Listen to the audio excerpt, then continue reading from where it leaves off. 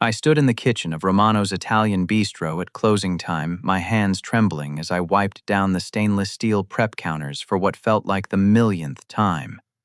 The fluorescent lights hummed overhead, casting harsh shadows across the empty dining room beyond the pass-through window. After 16 grueling hours of managing inventory training, new servers, and personally expediting every plate that left our kitchen, exhaustion weighed on my shoulders like a lead blanket. Then my father, Frank, burst through the swinging doors, his weathered face set in grim determination, as he announced a family meeting that would shatter my world into 1,000 irreparable pieces. The words hit me like a sledgehammer to the chest. Frank stood there in his wrinkled polo shirt, arms crossed, delivering the news with all the emotion of someone reading a grocery list. "I'm giving Romano's to Jessica," he declared, not even bothering to look me in the eye. "She's my future, you're just a silly waiter." Just a silly waiter, 12 years of my life reduced to those 4 devastating words. My sister Jessica lounged against the walk-in cooler door, her perfectly manicured nails tapping against her smartphone screen as she smirked with pure satisfaction. At 25, she had never worked a single shift in the restaurant, never felt the burn of hot oil splashing across her forearms, never stayed up until 3 in the morning, balancing books and planning menus.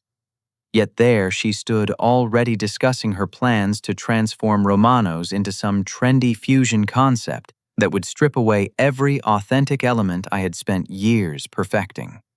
I thought back to my 16th birthday when, instead of celebrating with friends, I had started my first shift washing dishes in Romano's basement kitchen. The ancient dishwasher leaked constantly, flooding the concrete floor with scalding water that soaked through my sneakers. Frank had promised me then that hard work would be rewarded, that dedication to family meant everything. I believed him completely. College acceptance letters had arrived during my senior year of high school, but Frank convinced me the restaurant needed me more than I needed education. "Business runs in our blood," he had said, patting my shoulder with what I thought was paternal pride. "You'll learn more here than any classroom could teach you." So I stayed watching my classmates leave for universities while I mastered every station in our kitchen, from prep cook to grill master to head chef. The sleepless night following Frank's announcement stretched endlessly before me.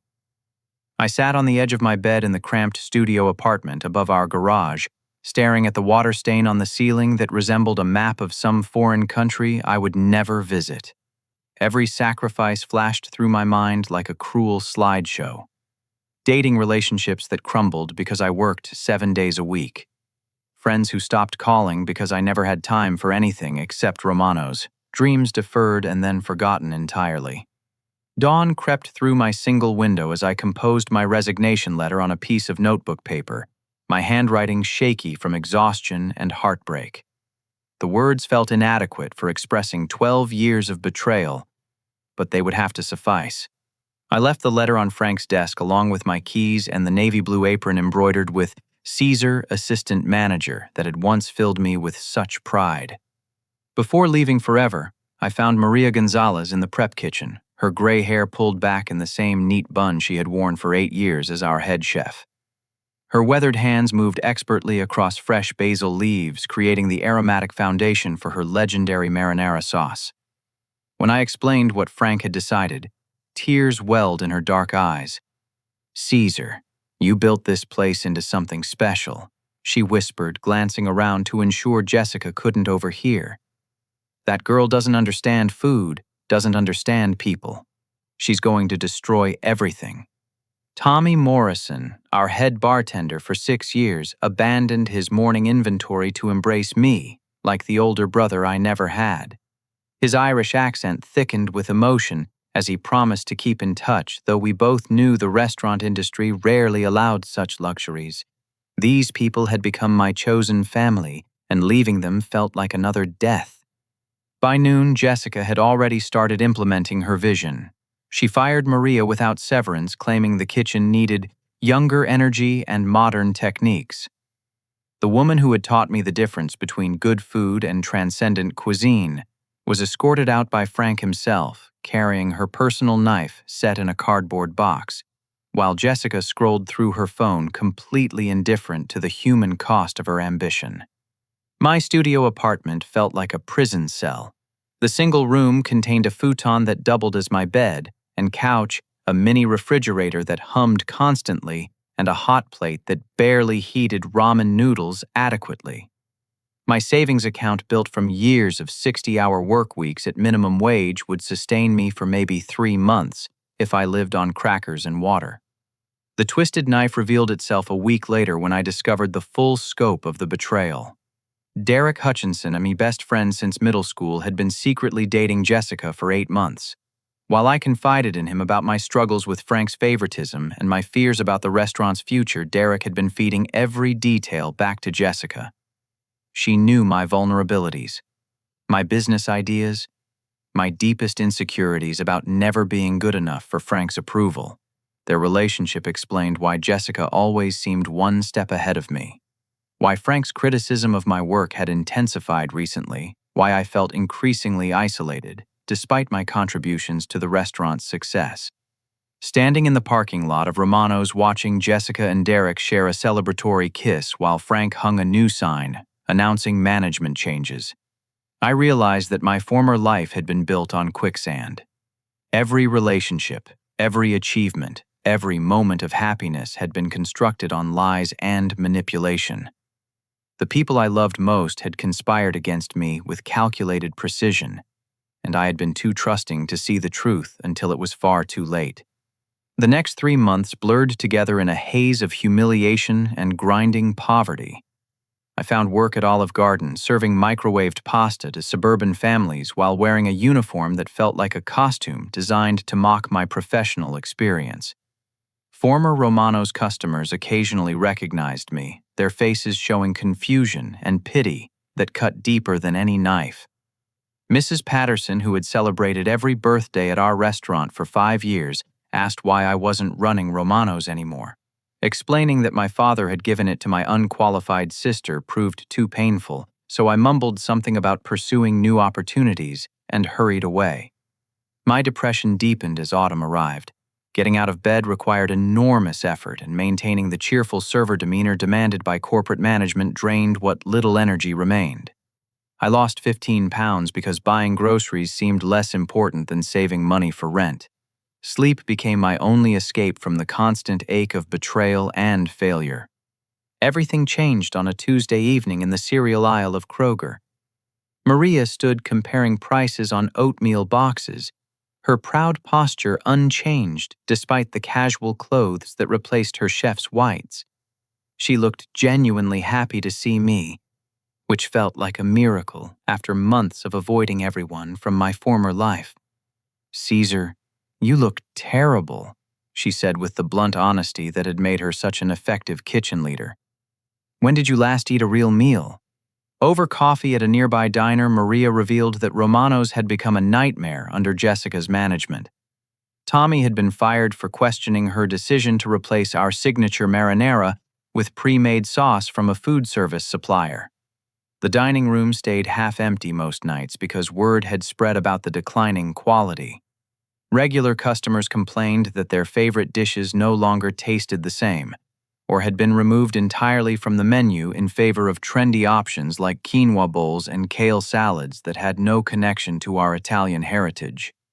"But I have an idea," Maria said, leaning forward with excitement I hadn't seen in months.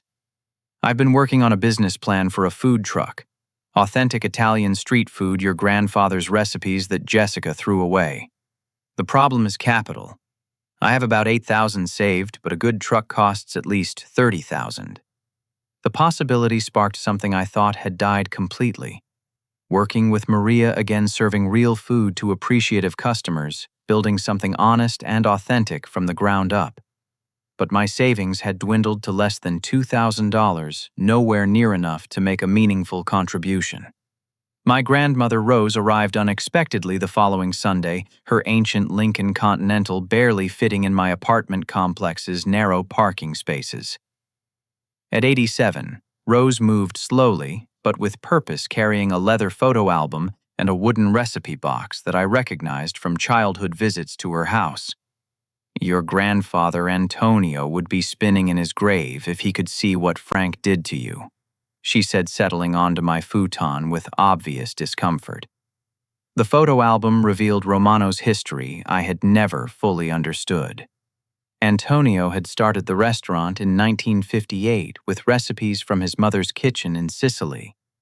The black and white photographs showed him in an apron remarkably similar to mine, standing proudly beside a much smaller version of the building I knew. "Frank changed everything after Antonio died." Rose continued, her voice heavy with old grief. "Simplified the recipes, bought cheaper ingredients, focused more on profit than pride. Antonio always said the restaurant belonged to the family, meaning all of us, not just whoever Frank decided to favor." The recipe box contained handwritten cards in Antonio's careful script ingredients and techniques that Frank had gradually abandoned over the years. Real Italian cooking required patience and quality ingredients, not the shortcuts that increased profit margins. These recipes represented a culinary heritage that Jessica was destroying through ignorance and greed. "There's something else," Rose said, reaching into her oversized purse to withdraw a yellowed envelope. "Antonio left some money in a separate account that Frank never knew about. I've been adding to it every month since he died, thinking someday one of his grandchildren might need it to carry on his legacy. I think that time has come." The bank statement showed $50,000 accumulated over 27 years through Antonio's foresight and Rose's careful stewardship. Enough money to buy a food truck, obtain permits, cover operating expenses for months, and still have a cushion for unexpected costs. For the first time since Frank's devastating announcement, I felt genuine hope spreading through my chest like warmth from a fireplace. Maria nearly dropped her coffee cup when I called with the news. We spent the next week developing detailed plans, researching food truck regulations, scouting locations, and calculating projected revenues. Her 8 years of professional kitchen experience combined with my business management skills created a partnership that felt natural and exciting. We would honor Antonio's legacy while building something entirely our own. Finding the right food truck proved more challenging than expected. Most available vehicles required extensive renovation or had mechanical issues that would drain our budget. After 2 weeks of searching, we discovered a 1995 Chevrolet truck in decent condition, formerly used by a failed taco business. The kitchen equipment needed updating, but the engine ran smoothly and the health department certifications were current. Our first week of operation felt like a disaster movie. The propane system malfunctioned on Tuesday, leaving us unable to cook anything hot until an emergency repair. Wednesday brought a surprise health inspection that revealed minor violations requiring immediate correction. Thursday's electrical system overloaded when we tried running too many appliances simultaneously, triggering a circuit breaker that took 3 hours to reset. By Friday, both Maria and I questioned whether we had made a terrible mistake. But even during those chaotic early days, customers responded positively to our food. Antonio's authentic marinara sauce made fresh each morning with San Marzano tomatoes and herbs. We grew ourselves, created lines of office workers willing to wait 15 minutes for genuinely Italian flavor. Our meatball sandwiches, prepared using Antonio's secret blend of 3 different ground meats, sold out daily despite being priced higher than typical food truck fare. Rose visited our truck every afternoon during the first month, offering encouragement and sharing stories about Antonio's struggles when he first opened Romano's. Her presence reminded me that building something worthwhile required patience and persistence, not just passion and good intentions. The path ahead remained uncertain, but for the first time in months, I felt like I was moving forward rather than just surviving. October brought crisp mornings and our first real success. Word spread through the downtown business district that authentic Italian food had returned to the city, carried by Antonio's recipes and Maria's skillful execution. Office workers began timing their lunch breaks around our arrival, and we developed regular customers who knew our menu better than we did. Sarah Mitchell, an attorney from the law firm on 5th Street, became our most enthusiastic advocate. She tried every item on our limited menu within 2 weeks, providing feedback that helped us refine portion sizes and pricing. Her colleagues followed her recommendation, creating a steady customer base that allowed us to predict daily sales with reasonable accuracy. "You've got something special here," Sarah said one Thursday afternoon, savoring our homemade gnocchi with sage butter sauce.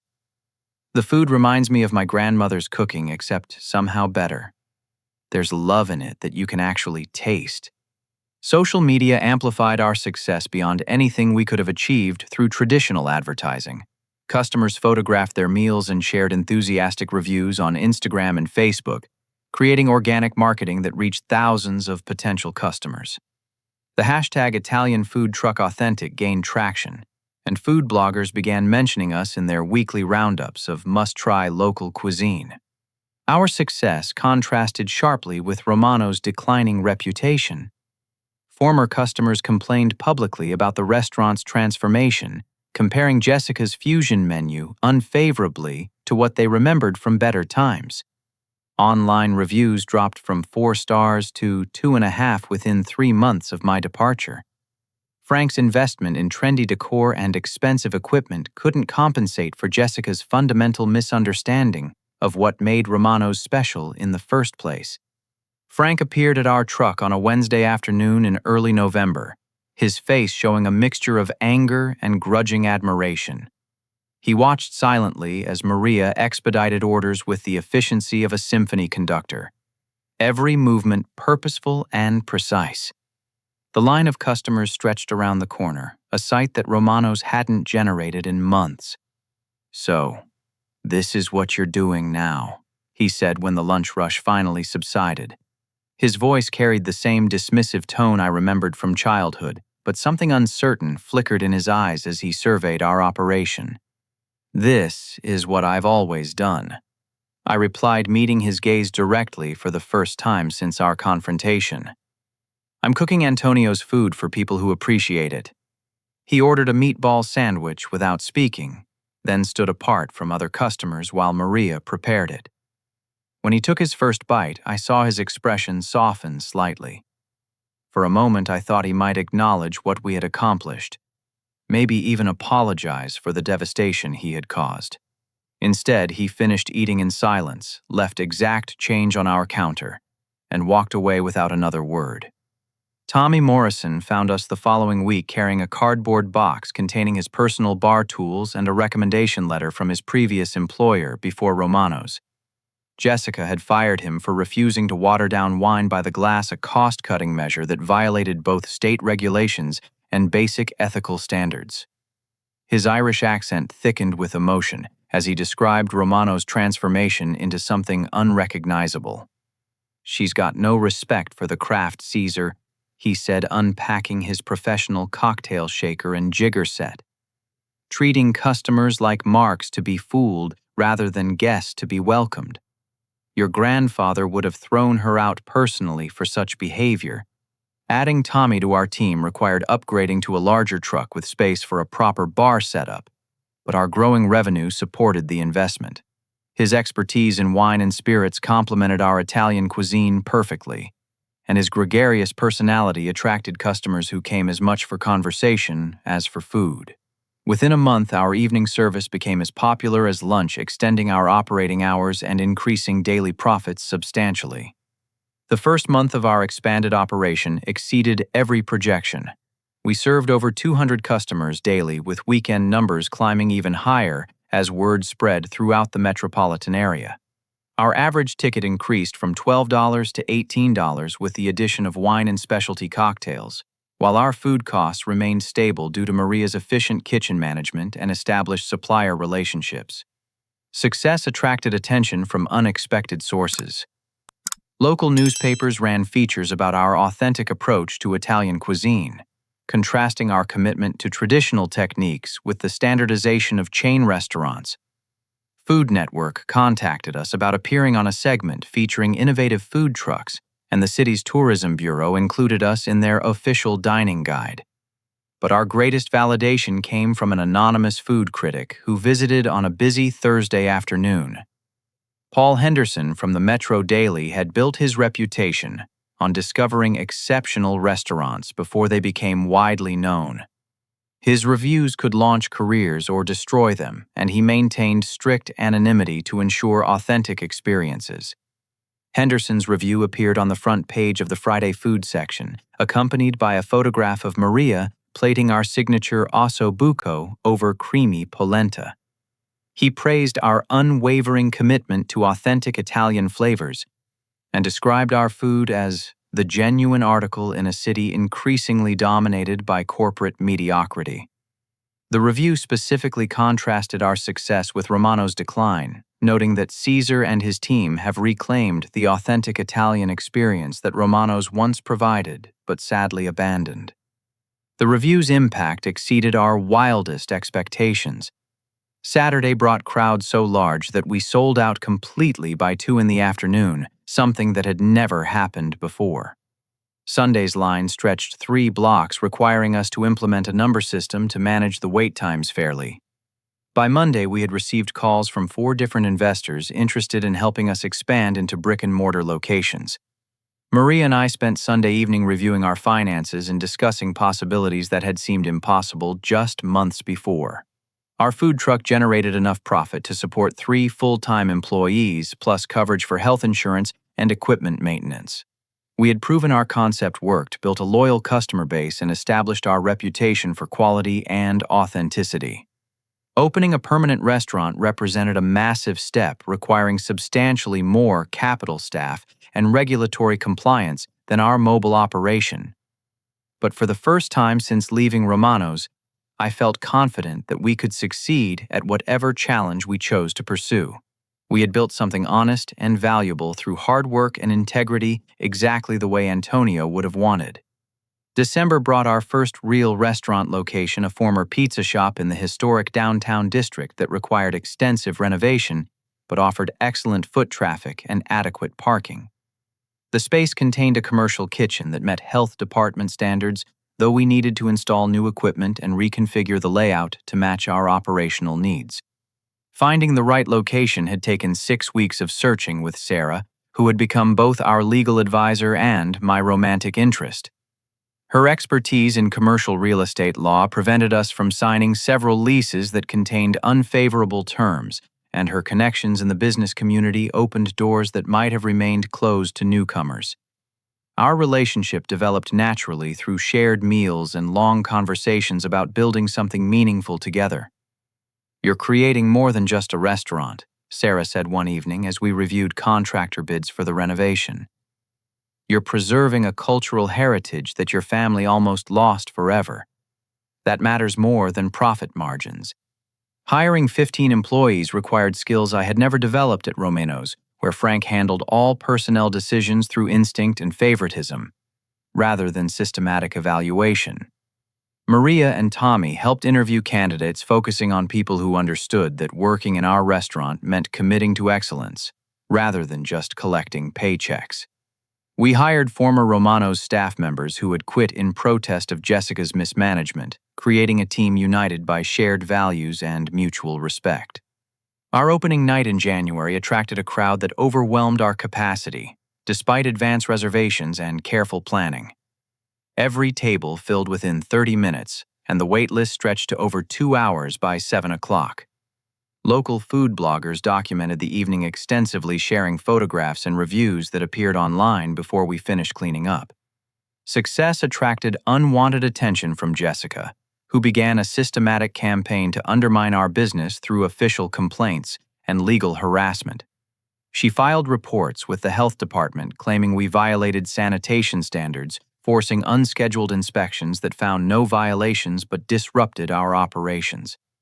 She contacted the city licensing office, questioning our permits, triggering reviews that cost time and legal fees, even though our documentation remained in perfect order. Derek assisted Jessica's sabotage efforts, using his connections at the local newspaper to plant negative stories about food truck regulations and restaurant inspections. The articles never mentioned us directly, but the timing coincided suspiciously with Jessica's complaints, creating an atmosphere of scrutiny that made our work more difficult. Frank's reaction to our success proved more complex than expected. He visited Antonio's legacy every few weeks, always alone, and never during peak hours. He observed our operation silently, noting details like our efficient service and enthusiastic customer responses.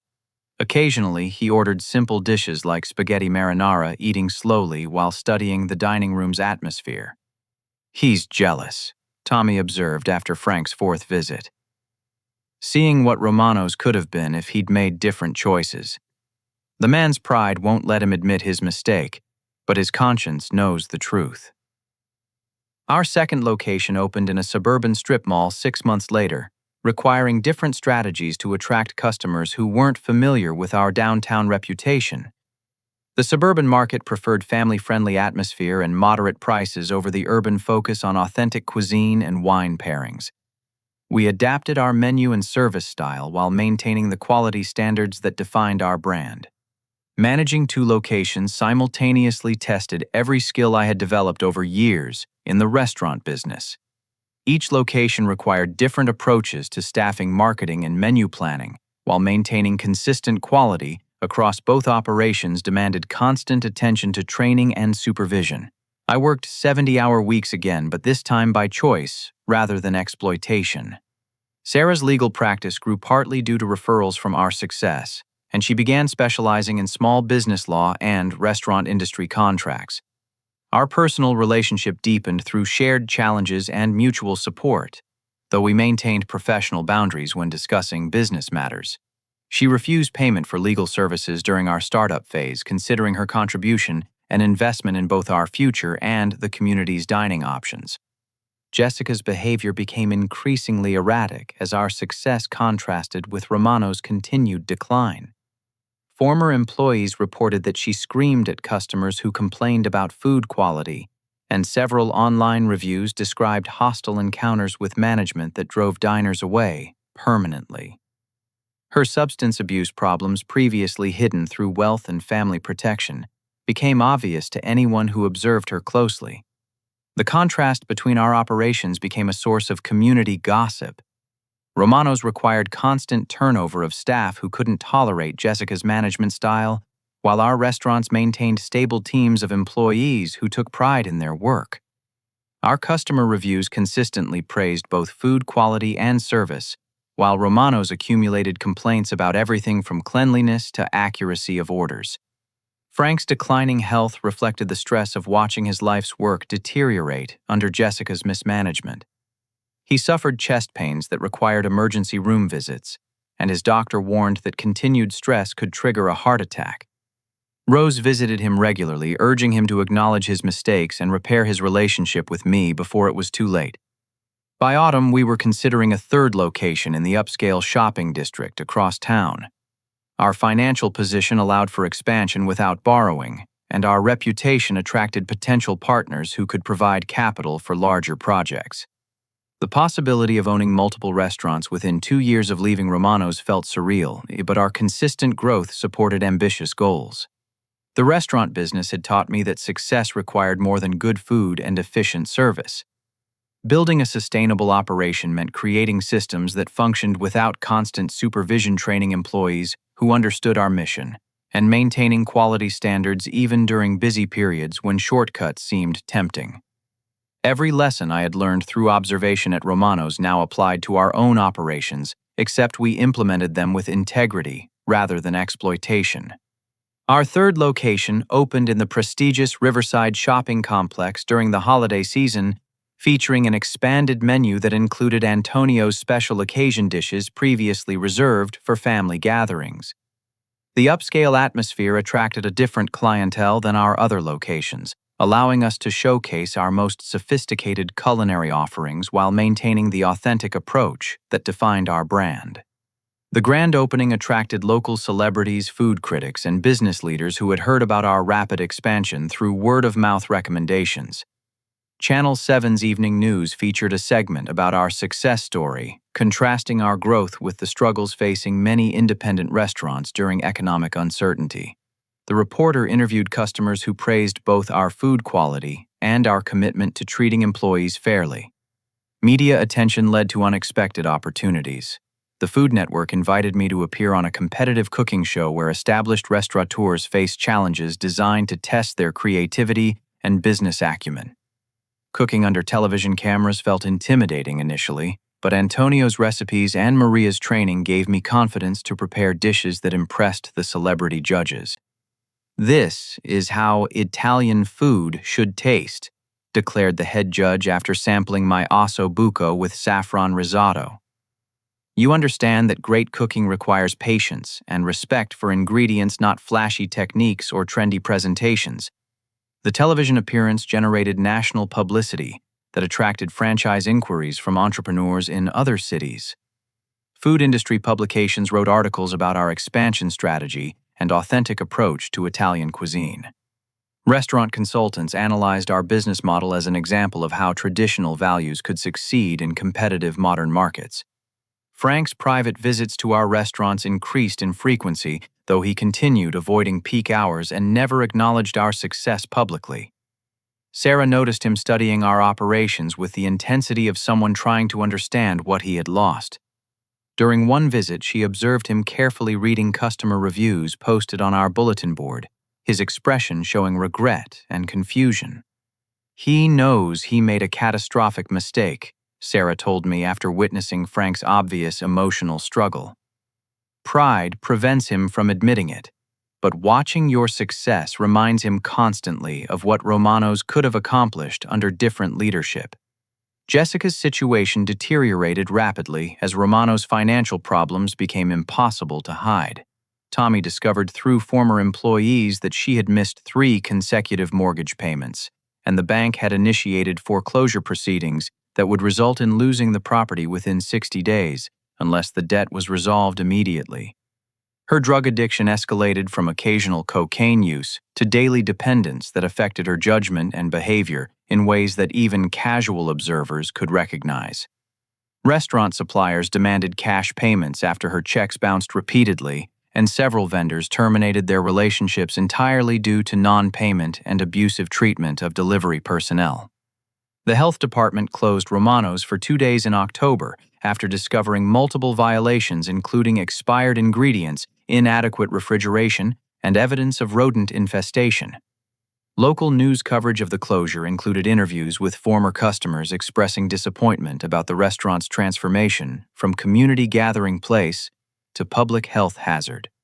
Frank's health crisis intensified as the full scope of Romano's problems became undeniable. He suffered a mild heart attack that required 3 days of hospitalization, during which doctors warned that continued stress could cause more serious cardiac events. Rose spent most days at his bedside, urging him to prioritize his health over the restaurant that was destroying his family. Derek abandoned Jessica immediately after her drug arrest following a traffic stop that revealed cocaine possession and driving under the influence. His opportunistic nature became obvious when he began dating another woman within days of Jessica's legal troubles, demonstrating that his interest had always focused on potential benefits rather than genuine affection. The arrest made front-page news in our local paper, primarily because Romano's had been a community institution for over 60 years. The article detailed Jessica's charges and mentioned the restaurant's recent health department violations, creating publicity that drove away most of their remaining customers. Frank's photograph accompanied the story, showing him looking aged and defeated as he left the courthouse after posting Jessica's bail. Our restaurant empire continued growing despite the family drama surrounding Romano's decline. We employed 60 people across 3 locations, provided health insurance and vacation benefits that exceeded industry standards, and maintained profit margins that supported continued expansion. Our success attracted investment offers from restaurant groups interested in franchising our concept nationally. Sarah and I celebrated our engagement during a quiet dinner at our original downtown location, surrounded by the photographs of Antonio that reminded us daily of the heritage we were preserving. Our relationship had developed through shared challenges and mutual respect, creating a foundation strong enough to support both personal happiness and business partnership. Rose's health began failing as she approached her 88th birthday, but she insisted on visiting all 3 of our locations to see what we had accomplished with Antonio's legacy. Her pride in our success provided comfort during Frank's crisis, and she expressed gratitude that Antonio's recipes and values would survive through our commitment to authenticity. The contrast between our thriving restaurants and Romano's collapse became a cautionary tale discussed throughout the local business community. Chamber of Commerce meetings featured our expansion as an example of successful entrepreneurship, while Romano's served as a warning about the consequences of poor management and family favoritism. But success couldn't prepare me for the phone call that came on a cold November evening, delivering news that would test every principle I had learned about forgiveness and family responsibility.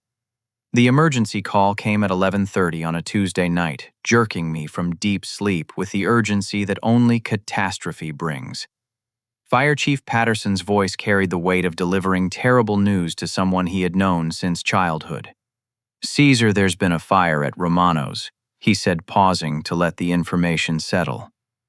"Your sister started it deliberately. The kitchen and dining room are gone, but we contained it before it spread to the surrounding buildings." I arrived at Romano's to find 3 fire trucks, 2 police cars, and an ambulance, creating a chaos of flashing lights that illuminated the smoke still rising from the building's charred remains. The acrid smell of burned wood and melted plastic filled the air, while firefighters continued spraying water on hot spots that glowed orange in the darkness.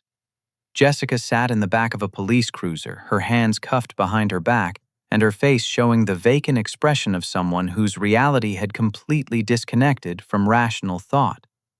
Her clothes reeked of gasoline and smoke, and burn marks on her arms indicated she had been close to the flames when they erupted.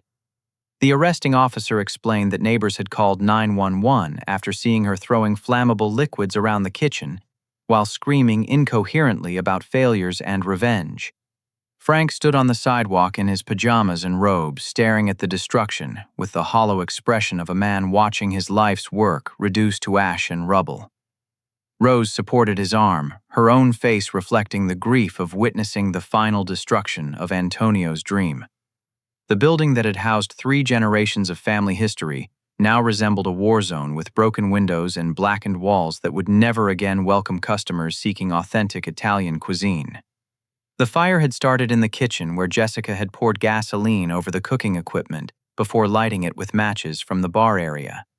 Her plan apparently included burning down the entire building to collect insurance money, but she had failed to consider that arson invalidated coverage and constituted multiple felonies. The flames spread quickly through the dining room before firefighters arrived, destroying most of the interior while leaving the structural walls intact but severely damaged. Detective Martinez interviewed me about Jessica's mental state and our family's recent conflicts, trying to understand what had driven her to such destructive action. I explained her drug addiction, financial problems, and increasing desperation as Romano's continued losing customers to our successful operations. The detective nodded grimly, indicating that drug-related arson cases had become unfortunately common, as addiction destroyed people's judgment and moral boundaries. "She kept screaming about how you stole her inheritance and ruined her life," Detective Martinez reported. "Blamed everyone except herself for the problems she created. Classic addict behavior when reality becomes too painful to accept." Frank's emotional breakdown began slowly and then accelerated into complete collapse as the full scope of his losses became clear. Romano's was gone forever, destroyed by the daughter he had chosen over the son who had spent 12 years building its reputation. His house was mortgaged to cover the restaurant's mounting debts, and Jessica's legal fees would require whatever remained of his savings. At 68 years old, he faced financial ruin and social humiliation with no possibility of recovery. The insurance investigation revealed that Jessica had been embezzling money from Romano's for months to fund her cocaine addiction, forging Frank's signature on checks and selling equipment to dealers who asked no questions about ownership.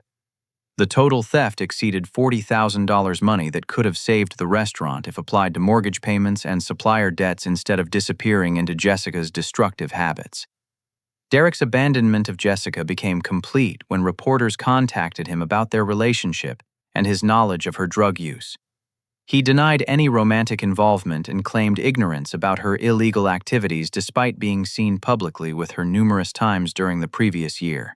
His cowardice provided final confirmation of his opportunistic character, and his complete lack of loyalty to anyone except himself. My internal struggle between satisfaction and sadness created emotional confusion that kept me awake for days following the fire. Part of me felt vindicated that Jessica's cruelty and Frank's favoritism had resulted in poetic justice, but another part mourned the destruction of the place where I had learned to love cooking and serving others.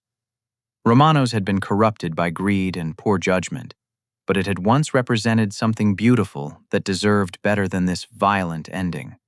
Sarah helped me process the complex emotions through long conversations about forgiveness, responsibility, and the difference between justice and revenge. Her legal training provided perspective on the consequences Jessica would face, including potential prison time for arson, embezzlement, and drug possession. Frank would likely avoid criminal charges, but his civil liability for Jessica's actions could extend his financial ruin for years. "You have a choice about how to respond," Sarah reminded me during one of our discussions. "You can let their destruction define your success, or you can focus on building something positive from this tragedy."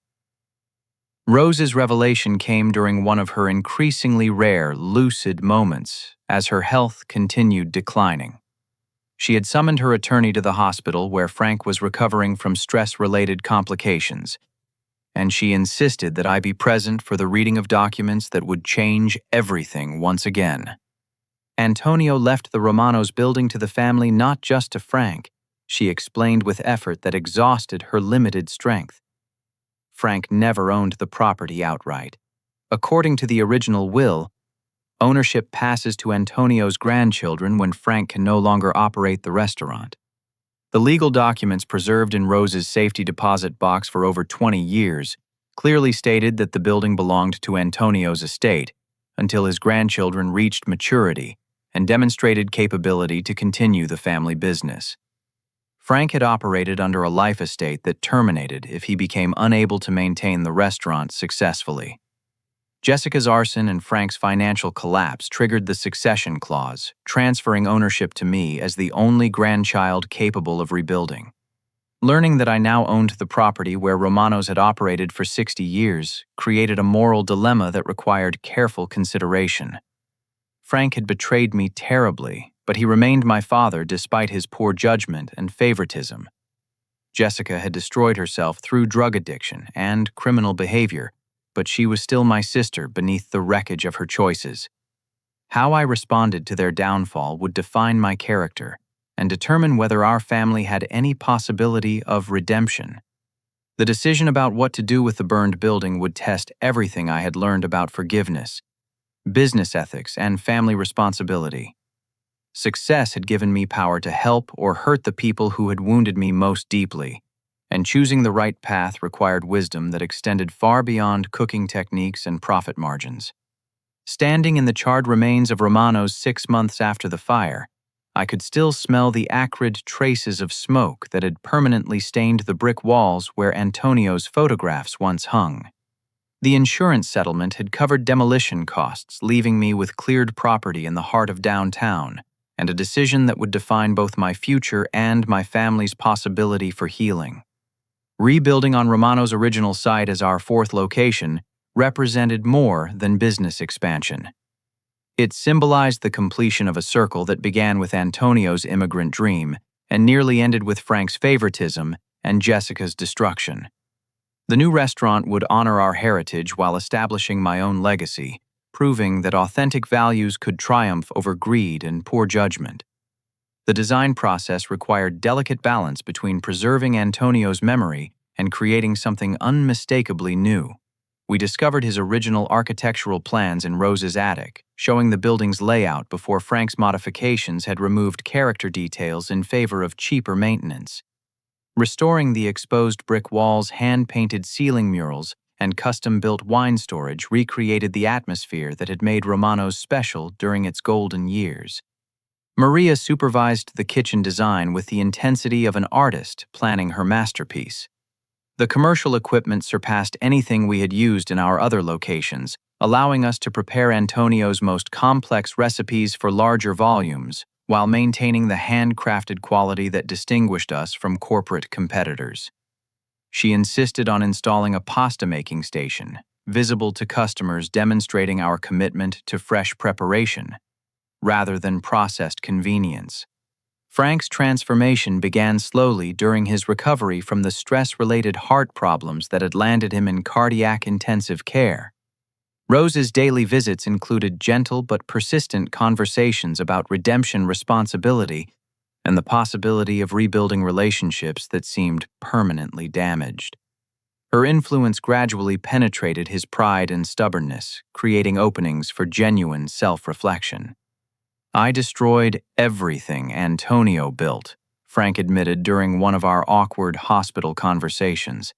His voice carried the weight of recognition that his choices had consequences extending far beyond his own life. "Gave the restaurant to someone who never understood what it meant, treated you like an employee instead of family. I don't know how to fix what I broke." His apology, when it finally came, lacked the dramatic gestures that Hollywood scripts might demand. Instead, it arrived through quiet acknowledgement of specific mistakes and genuine requests for guidance about making amends. He asked what he could do to help rebuild relationships rather than demanding immediate forgiveness for years of favoritism and betrayal. "I'd like to work for you," Frank said hesitantly, his eyes reflecting uncertainty about whether such a request could even be considered. "Not as manager or owner, just as someone who understands the history and wants to see it honored properly. If you'll have me."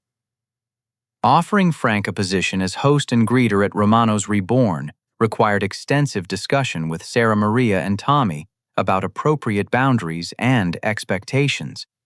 His knowledge of longtime customers and restaurant history provided genuine value, but his employment needed clear limitations that prevented him from undermining our management decisions. We established a trial period with specific responsibilities that utilized his strengths while protecting our operational authority. Jessica's rehabilitation process unfolded in the county jail's substance abuse program, where court-mandated treatment forced her to confront the addiction that had destroyed her judgment and moral compass. Her letters, arriving monthly with careful penmanship that suggested genuine effort, showed gradual recognition of the damage she had caused to herself and everyone around her. "I know saying sorry doesn't fix anything," she wrote in one letter that I read aloud to Sarah. "But I want you to know that I remember who you were before I decided to hate you for Dad's favoritism. You were a good brother who deserved better than what our family gave you." The acknowledgement felt insufficient compared to the betrayal and destruction she had caused, but it represented more self-awareness than she had demonstrated in years. Her participation in jail educational programs and commitment to continued addiction treatment suggested that recovery remained possible if she maintained the difficult work of rebuilding her character from foundation level. Tommy's promotion to general manager of Romano's Reborn reflected his years of loyal service and his understanding of our operational philosophy. His Irish warmth and professional expertise created an atmosphere that welcomed both longtime Romano's customers and newcomers attracted by our reputation for authentic Italian cuisine. He hired servers who shared our commitment to treating guests like family rather than sources of revenue. The grand opening celebration filled Romano's Reborn beyond capacity, creating a waiting list that stretched around the block and required police assistance to manage traffic congestion. Rose, despite her failing health, insisted on attending in a wheelchair positioned near the kitchen pass where she could observe the controlled chaos of a successful restaurant in full operation. "Antonio would be so proud," she whispered, her eyes bright with tears, as she watched Maria expedite orders with the precision of a symphony conductor.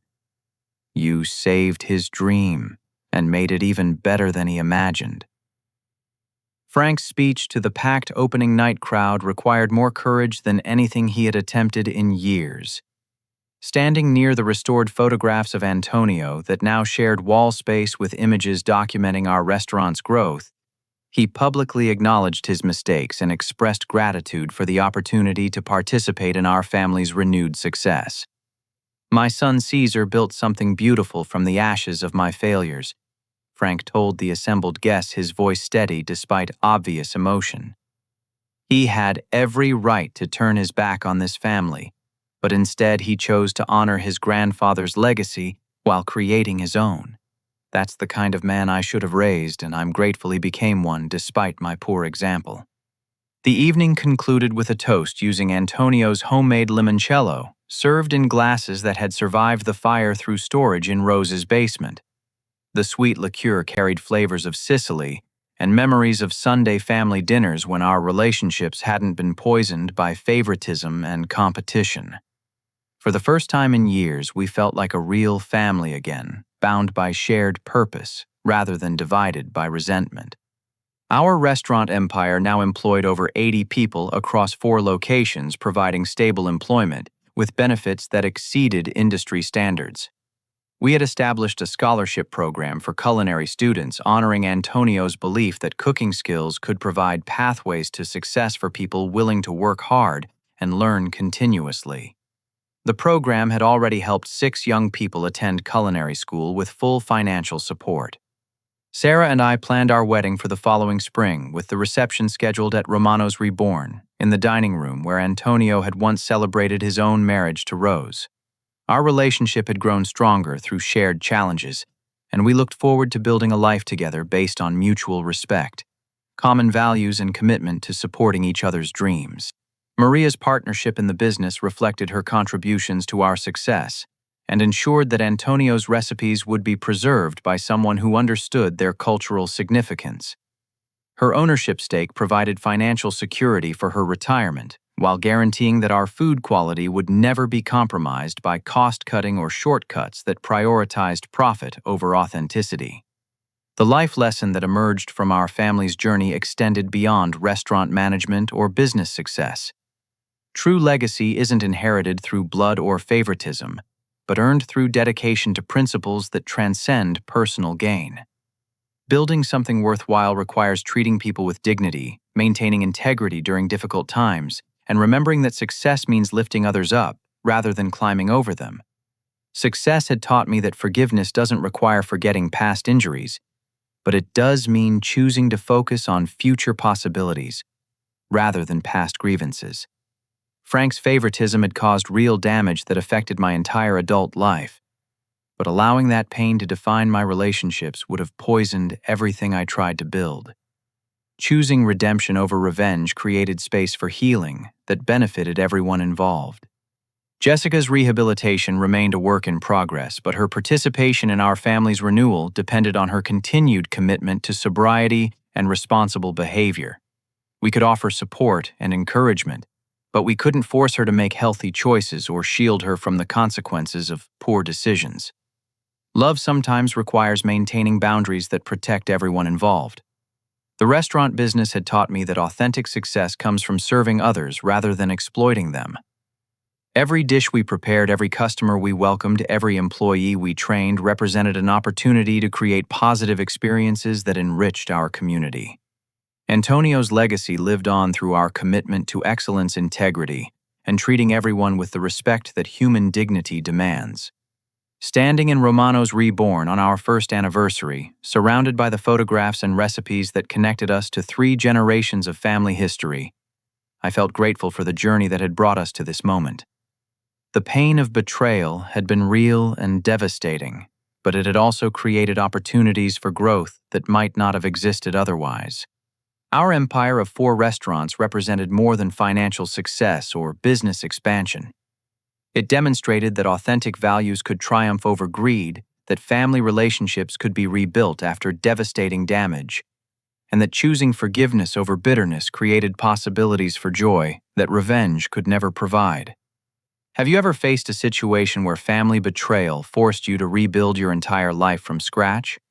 How did you find the strength to forgive people who had hurt you deeply while still protecting yourself from future harm? Share your thoughts in the comments below, and don't forget to like this video if Caesar's journey resonated with your own experiences of overcoming family challenges. Building something meaningful from the ruins of disappointment takes courage, persistence, and faith that better days are possible when we stay true to our values.